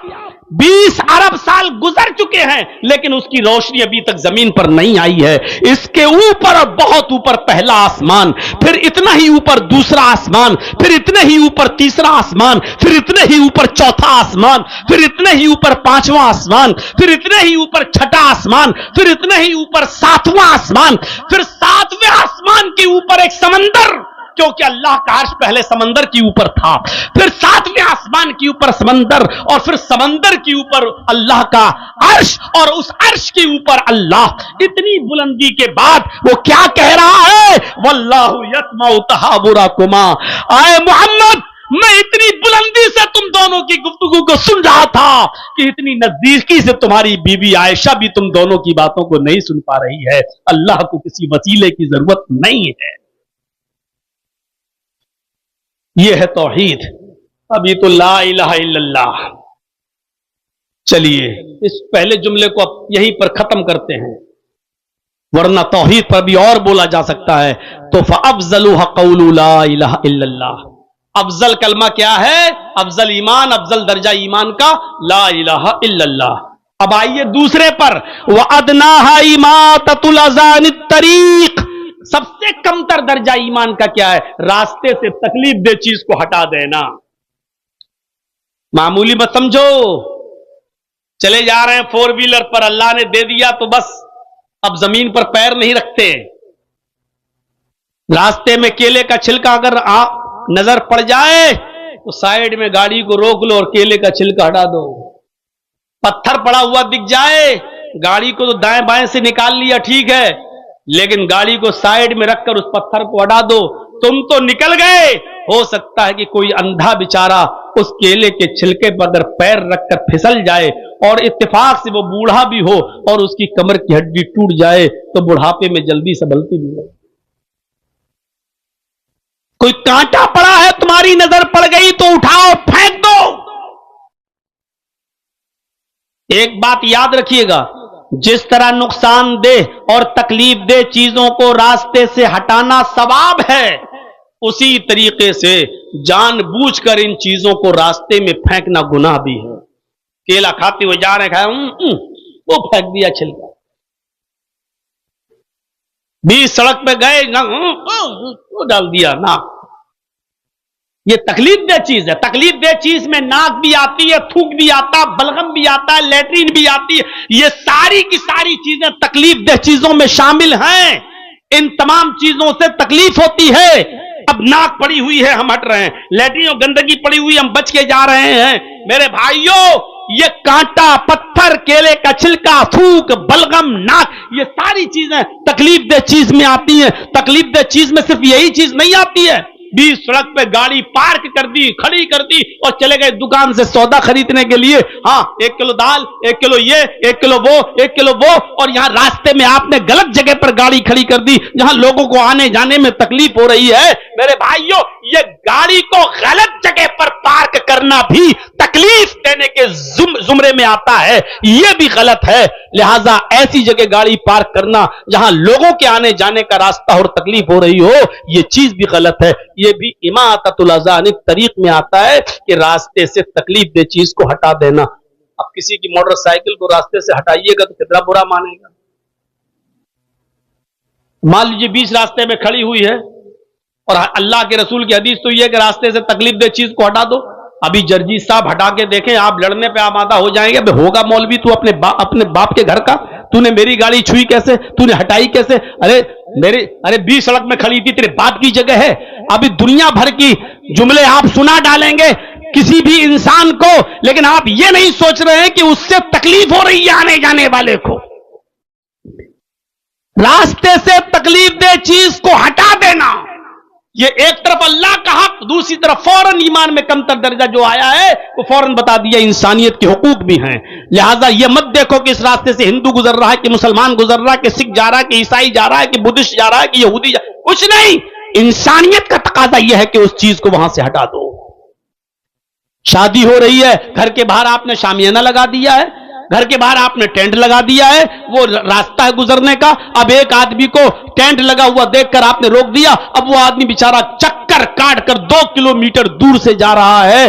یہ تکلیف دینا ہے, تکلیف. اسی طریقے سے رمضان کا مہینہ آ رہا ہے, رات میں 2 بجے اٹھ کر مائک پکڑ لینا, روزے دار بھائیوں اٹھیے, سحری کیجئے, ماؤں بہنوں اٹھیے, سحری بنائیے. روزہ اتنا ٹائم سحری میں باقی رہ گیا ہے, اور اس کے بعد کھڑے ہو کر نظمیں پڑھنے لگو, نعتیں پڑھنے لگو, گیت گانے لگو, اور چاہے قرآن کی آیتیں ہی پڑھنے لگو. یہ ساری کی ساری چیزیں تکلیف دینے کے ضمن میں آتی ہیں. میرے بھائیوں, آپ کو کس نے کہا کہ رات کے 2 بجے مائک پکڑ کے آپ لوگوں کو اٹھائیے؟ کس حدیث میں لکھا ہے کہ رمضان کا روزہ رکھنے کے لیے روزے داروں کو اٹھانا بھی ثواب ہے؟ کس میں لکھا ہوا ہے؟ ارے روزے دار ہیں, روزہ رکھیے, آپ اٹھیے اور روزہ رکھیے. آپ خود انتظام کیجئے. آج کے اس دور میں موبائل میں الارم ہوتا ہے, گھڑیوں میں الارم ہوتا ہے. آپ کو معلوم ہونا چاہیے کہ آج کی سحری کا وقت کتنے بجے ختم ہو رہا ہے. آپ اتنے بجے اٹھیے اور سحری کیجئے. آپ لوگوں کے اوپر کیوں محتاج بنے ہوئے ہیں؟ کیونکہ جن کو اٹھایا جاتا ہے وہ صرف روزے داری نہیں ہوتے ہیں. حدیث میں آتا ہے دودھ پلانے والی عورت کے اوپر سے روزہ معاف ہے. جب وہ اپنے بچے کو دودھ پلا چکے گی اور چھوائے گی, اس کے بعد وہ روزہ رکھے گی. یعنی وہ بچہ جو عورت کا دودھ, اپنی ماں کا دودھ پیتا ہے, اس کے اوپر روزہ نہیں ہے. لیکن آپ جب روزے داروں کو اٹھاتے ہو تو بیچاری ان عورتوں کی نیند میں بھی ڈسٹرب ہوتا ہے جو عورتیں اپنے بچے کو دودھ پلا رہی ہوتی ہیں. ان عورتوں کی نیند میں بھی ڈسٹرب ہوتا ہے جو عورتیں حاملہ ہیں, جن کے پیٹ میں بچہ ہے, اور جن کو شریعت نے رخصت دی ہے کہ جب حمل ہے تیرے پیٹ میں تو تو روزہ نہیں رکھ سکتی, اس لیے کہ کھائے گی اور پیے گی نہیں تو بچے کی تندرستی پر نہیں بنے گی, اور اس بچے کو خطرہ ہے کہ کہیں وہ مر نہ جائے پیٹ کے اندر, اس بچے کی صحت پر اثر پڑے گا. اس لیے ابھی تم روزہ مت رکھو, جب تمہیں فرصت ہو جائے تب تم روزہ رکھنا. آپ جب اٹھاتے ہو تو ان عورتوں کی بھی نیند میں ڈسٹرب ہوتا ہے. ایک بوڑھا آدمی ہے جو روزہ نہیں رکھ سکتا ہے, اتنا بوڑھا ہو چکا ہے کہ اس کے اوپر اب روزہ نہیں ہے, وہ صرف فدیہ دے کر کام چلا رہا ہے. اس کا بیٹا کہہ رہا ہے کہ مولانا صاحب میرا باپ کا علاج چلتا ہے और नींद की एक टेबलेट देना पड़ती है, और मेरे बाप की दवा डिप्रान चलती है 10 mg की, जब तक मैं उसको वो दवा ना दूं मेरे बाप को नींद नहीं आती है। अब रमजान के महीने में ये लोग 2 बजे माए को पे चिल्लाने लगते हैं, जिससे मेरे बाप की नींद में डिस्टर्ब हो जाता है, वो उठ जाते हैं और उठने के बाद फिर उनको नींद नहीं आती है, फिर बेचैनी होती है, फिर वो तड़पते हैं। मेरे भाइयों मुझे बताइए कि इस बूढ़े आदमी के ऊपर रोजा नहीं था, वो डिप्रान की टेबलेट खा के सो रहा था, आपने माइक पे चिल्ला चिल्ला कर उसको उठा दिया है। इस आदमी की तकलीफ का जिम्मेदार कौन है? मेरे भाइयों शरीयत में हर चीज पर सवाब नहीं है कि रोजेदारों को उठा रहे हो तो सवाब, आपने रोजेदारों को तो उठा दिया, लेकिन जिनके ऊपर रोजे नहीं थे उनको भी आपने तकलीफ पहुंचाई। ये कौन है इसका जिम्मेदार? मेरे भाइयों बताइए, ये भी तकलीफ देने के जिम्मे में आता है। तो इमाततुल अज़ा अनित तरीक, रास्ते से तकलीफ दे चीज को हटा देना, ये भी ईमान का एक हिस्सा है। 2 चीजें काफी। तीसरी चीज पर मैं थोड़ा सा रोशनी डालूंगा जिसका ताल्लुक हम से भी है और हमारी मां बहनों से भी। और तीसरी चीज क्या है? वल हयाउ शुअबतुम मिनल ईमान, हया ईमान का एक शोबा है, हया ईमान का एक हिस्सा है। हया कहां चली गई आज? हया कहां रह गई आज? शर्म। और अल्लाह के रसूल की हदीस है बुखारी की, बस उस हदीस को सुन लीजिए, बहुत से मफहूम निकल जाएंगे। अल्लाह के नबी ने फरमाया इज़ा लम तस्तही फफ़अल मा शिइता, अगर तेरे अंदर शर्म न रही, इज़ा लम तस्तही, जब तेरे अंदर शर्म ही न रही, फफ़अल मा शिइता, तो जो तेरे दिल में आएगा वो काम करेगा।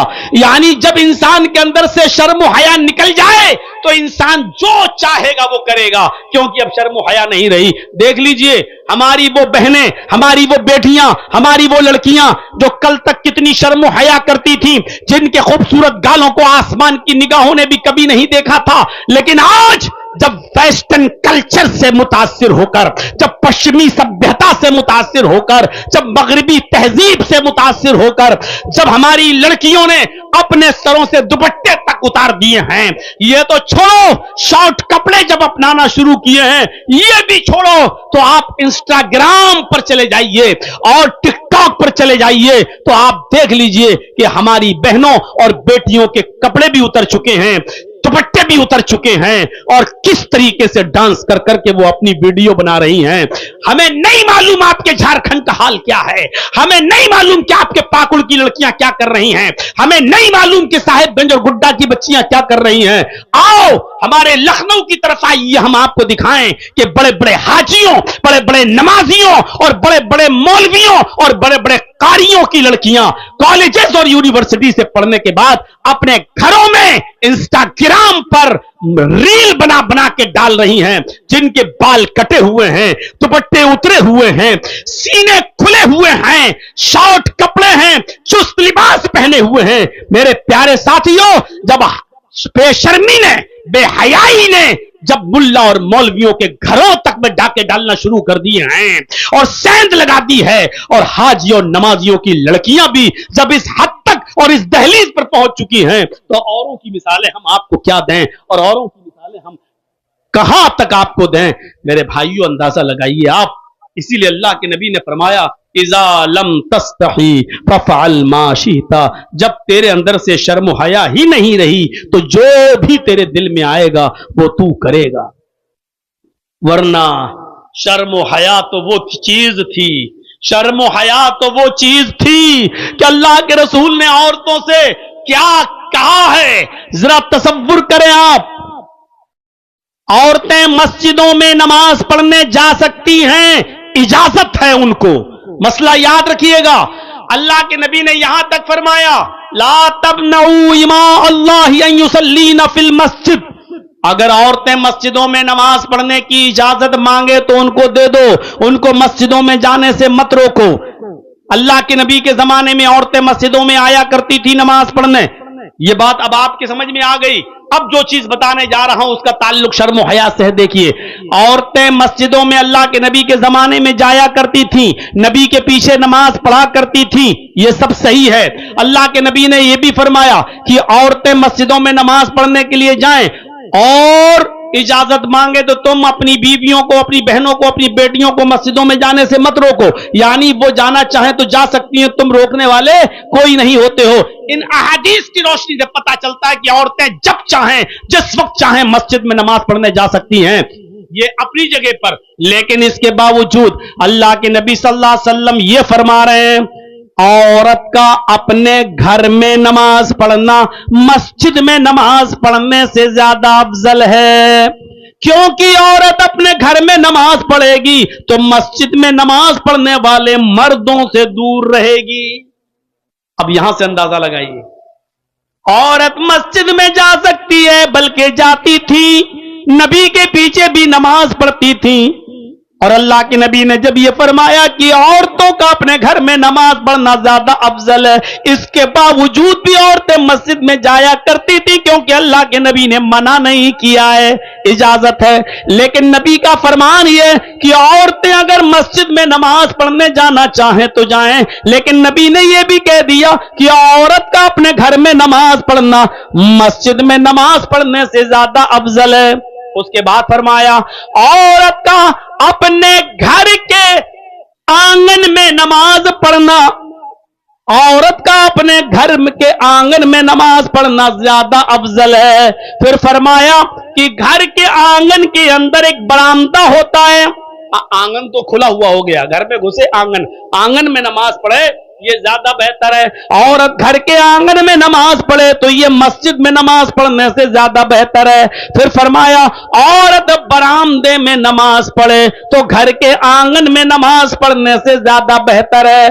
फिर फरमाया कि औरत अपने बेडरूम में, जहां वो अपने शौहर के साथ सोती है, जो बंद कर लिया जाता है रात में सोते वक्त, अगर वो अपने उस कोठे में, उस कमरे में नमाज पढ़े तो ये नमाज कमरे की, कोठे की नमाज बाहर के आंगन और बरामदे की नमाज से बेहतर है, उससे ज्यादा अफजल है। इसलिए कि औरत इन तमाम सूरतों में मर्दों से दूर रहती है, और जब वो घर के कमरे में, कोठे में नमाज पढ़ेगी तो वो मर्दों से सबसे ज्यादा दूर रहेगी, क्योंकि घरों में भी तो आना जाना लगा रहता है।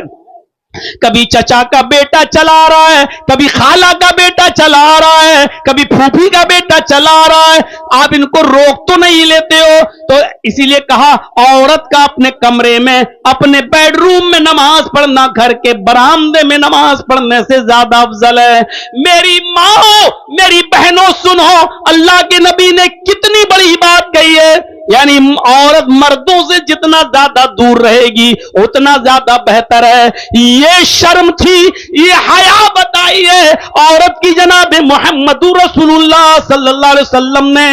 मस्जिद में नेक लोग और मुत्तकी लोग आते हैं, लेकिन इसके बावजूद फरमाया कि उन मर्दों से भी दूर रहो तो ये ज्यादा अफजल है। जबकि मस्जिदों में कितना भी बड़ा कोई गुनाहगार हो और कितना भी बड़ा कोई पापी और कबाबी हो, लेकिन किसी भी लड़की को लेकर वो मस्जिद में तो गलत काम नहीं कर सकता है। मस्जिद का अदब और एहतराम इतना तो मुसलमानों के दिल में बाकी है कि वो किसी भी औरत या लड़की के साथ मस्जिद में तो गलत काम नहीं कर सकता है। तो मेरे भाइयों, इसके बावजूद अल्लाह के नबी कह रहे हैं, यानी औरत सबसे ज्यादा सुरक्षित, सबसे ज्यादा महफूज है मस्जिद में, लेकिन फिर भी अल्लाह के नबी ये कह रहे हैं कि औरत का घर में नमाज पढ़ना मस्जिद में नमाज पढ़ने से बेहतर है। इसका मतलब यह है कि मर्दों के दिल में उठने वाले शैतानी ख्यालात और वसवसों से औरत को इतना महफूज होना चाहिए कि वो मस्जिदों में भी जाए तो ये सोच के जाए कि किसी के दिल में ये ख्यालात आ सकते हैं, और शैतान तो हर किसी के साथ लगा हुआ है। आप अंदाजा लगाइए। अल्लाह के नबी ने फरमाया, अगली सफ, जमात हो रही है ना, जमात, अल्लाहू अकबर, जमात, पहली सफ का सवाब इतना ज्यादा है, पहली सफ में नमाज पढ़ने का सवाब इतना ज्यादा है कि अल्लाह के नबी फरमाते हैं, अगर किसी को अगली सफ का सवाब मालूम हो जाए, किसी को पहली सफ का सवाब पता चल जाए कि कितना है, तो पहली सफ में आने के लिए वो लड़ेगा, झगड़ा करेगा, और जब मस्जिद में आएगा तो कहेगा मुझे पहली सफ में जाना है। यहां तक कि कुरान अंदाजी की नौबत आ जाएगी, पर्चियां फेंकने की नौबतें आ जाएंगी, पर्चियां डालने की नौबतें आ जाएंगी। ये पहले सफ का सवाब है। सारे सहाबा चाहते थे कि हम पहली सफ में नमाज पढ़ें, हम नबी के पीछे नमाज अदा करें। ये पहली सफ का सवाब बताया है, लेकिन अल्लाह के नबी ने ये मर्दों के लिए फरमाया है। औरतों के लिए देखिए क्या हुक्म है। नबी के जमाने में भी औरतें मस्जिदों में नमाज पढ़ने आती थी। नबी नमाज पढ़ा रहे हैं, नबी के पीछे सहाबा की जमात लगी हुई है, 5 सफ 7 सफ सहाबा की लगी है, उसके बाद पर्दा पड़ा हुआ है। उस जमाने में डबल और ट्रिपल मंजिल कहां होती थी मेरे भाइयों, एक ही मस्जिद को लंबा चौड़ा कर दिया जाता था। जब 5 सफें 7 सफें मर्दों की लग गई, उसके बाद पर्दा पड़ जाता था और पर्दे के पीछे फिर औरतों की जमात हुआ करती थी। अब इस मौके पर भी अल्लाह के नबी फरमाते हैं, खैरु सुफूफिर रिजाली अव्वलुहा व शर्रुहा आखिरुहा, मर्दों की पहली सफ सबसे अफजल है सवाब के एतबार से, और पिछली सफ, मर्दों की पिछली सफ सबसे बुरी सफ है सवाब के एतबार से। सवाब के एतबार से, बुरी का मतलब यह नहीं है कि वो काबिले नफरत हो, बुरी का मतलब यह है, शर का मतलब यह है कि सवाब में कम। फरमाया मर्दों की पहली सफ सबसे अफजल है सवाब के एतबार से, और मर्दों की पिछली सबसे पीछे वाली सफ सबसे बुरी सफ है सवाब के एतबार से। फिर फरमाया व खैरु सुफूफिन निसाई आखिरुहा व शर्रुहा अव्वलुहा, और औरतों की पिछली सफ, औरतों की सबसे पीछे वाली सफ सबसे अफजल है सवाब के एतबार से, और औरत की आगे वाली सफ सबसे बुरी है सवाब के एतबार से। जर्जी साहब नमाज पढ़ा रहे हैं, अल्लाह अकबर, अब मेरे पीछे 5 सफे लगी हैं मर्दों की, उसके बाद पर्दा पड़ा हुआ है, पर्दे के पीछे 5 सफे लगी हुई हैं औरतों की, ठीक है।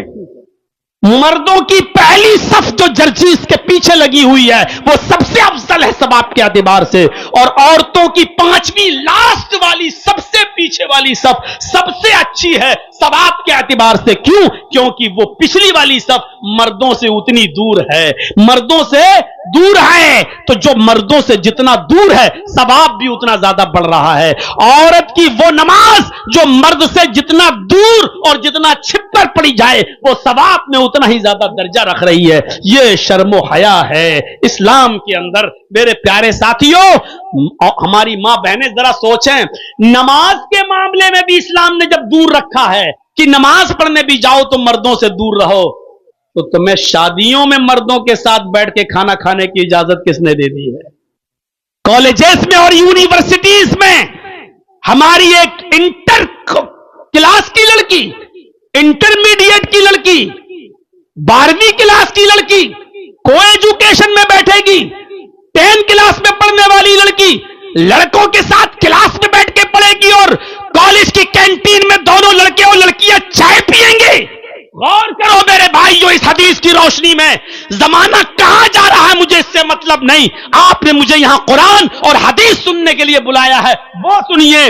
जब मस्जिद में भी औरत की पिछली सफ सबसे ज्यादा बेहतर है क्योंकि वो मर्दों से दूर है, तो जब मस्जिद के अंदर इजाजत नहीं है कि मर्द के करीब जाइए, तो शादियों में, कॉलेजेस में, होटलों में, यूनिवर्सिटीज के अंदर और बाजारों में मेरे भाइयों कहां से जायज हो जाएगा?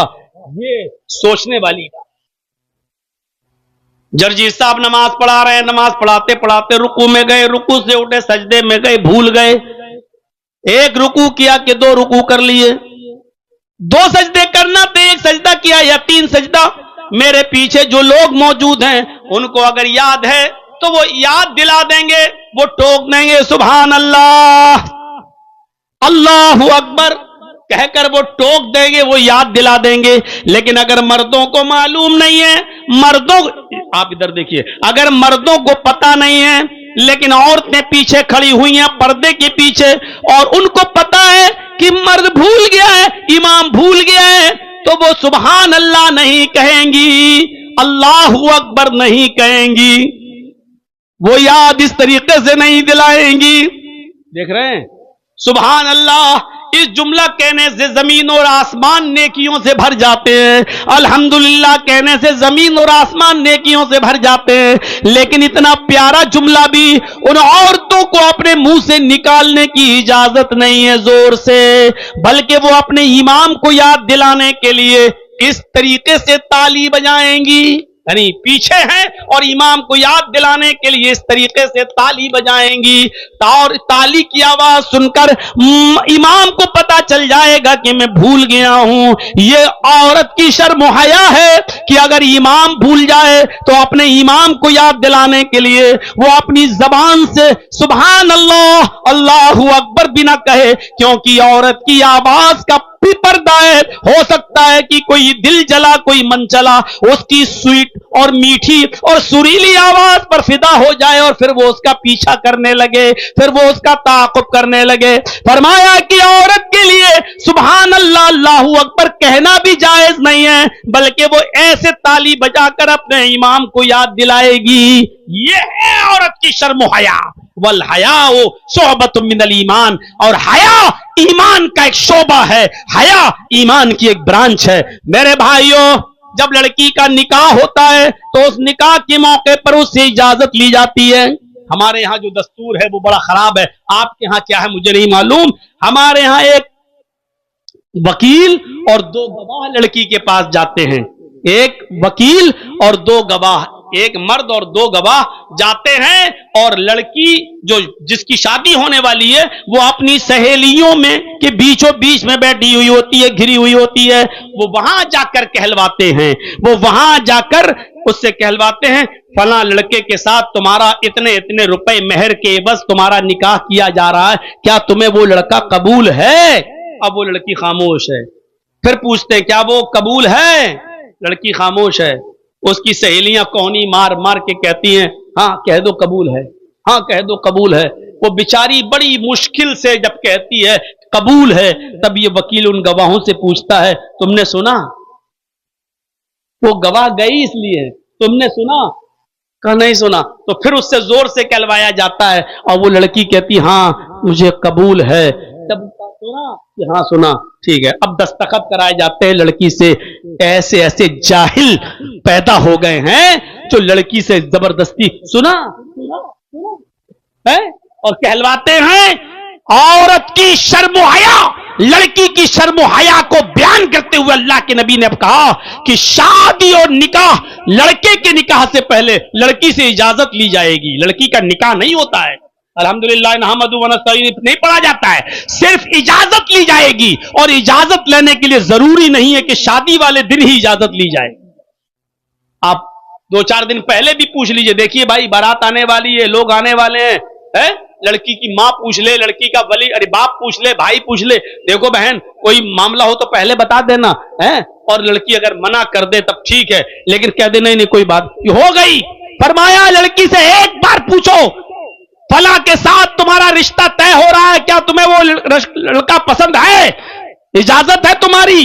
तब तो मैं निकाह का पैगाम दूं, उसको बुलाऊं, बारात वगैरह आए। कहा अगर वो खामोश हो जाए, अल्लाह के नबी ने फरमाया तो उसकी खामोशी को ही उसकी इजाजत माना जाएगा। इज़्नुहा सिमातुहा। हमारे बाज़ उलमा ने लिखा है कि शादी वाले दिन ऐसा होता है, लड़की के कपड़े लड़के वाले के पास जाते हैं और लड़के वालों की तरफ से कपड़े लड़की के पास आते हैं। यानी लड़का लड़की को कपड़े भेजता है और लड़की वाले लड़के को कपड़ा भेजते हैं।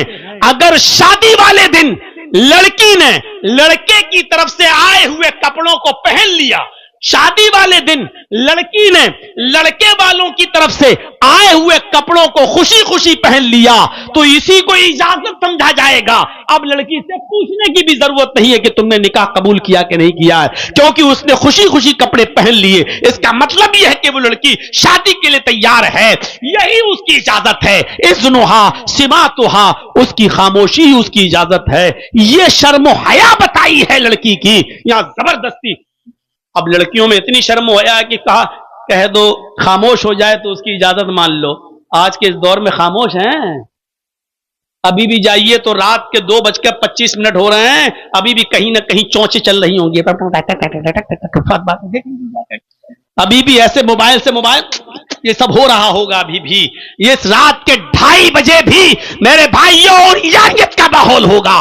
रात के 2:30 बजे भी लगे हुए होंगे और गुडरगू जैसे कबूतर चोंचे लड़ाता है, उस तरीके से यह माहौल हो चुका है। जबकि लड़की की शर्म हया का ख्याल तो अल्लाह के नबी ने यह कहा कि शादी के दिन भी अगर वो खामोश हो जाए तो समझ लो भी यही उसकी इजाजत है। ये 2:30 बज गया है, 1:45 से लेकर 2:30 तक 1.25 घंटा, मैं 1.5 घंटा सोच के आया था, 1.25 घंटे का खिताब काफी है। मेरे प्यारे साथियों, ईमान की अफजल बुनियाद और अफजल दर्जा ला इलाहा इल्लल्लाह, जो तफसीली आपने सुना, रास्ते से तकलीफ दे चीज को हटा देना, ये आपने सुना, और हया शर्म ये औरत का लिबास और ये ईमान का हिस्सा, ये ईमान के 3 दर्जे हमें और आपको अपने अंदर पैदा कर लेना चाहिए। अल्लाह से दुआ है कि बारे इलाह हमारे अंदर तौहीद पैदा फरमा दे। अल्लाह हमें इंसानियत की खिदमत करने की तौफीक अता फरमा। अल्लाह शर्म हया हम मर्दों में भी कूट कूट के भर दे और औरतों में भी कूट कूट के भर दे। इलाहुल आलमीन, जब तक हम जिंदा रहें इस्लाम पे हमें जिंदा रखना, तौहीद पर हमें जिंदा रखना, और जब हमारा खात्मा हो तो ईमान पर हमारा खात्मा फरमाना।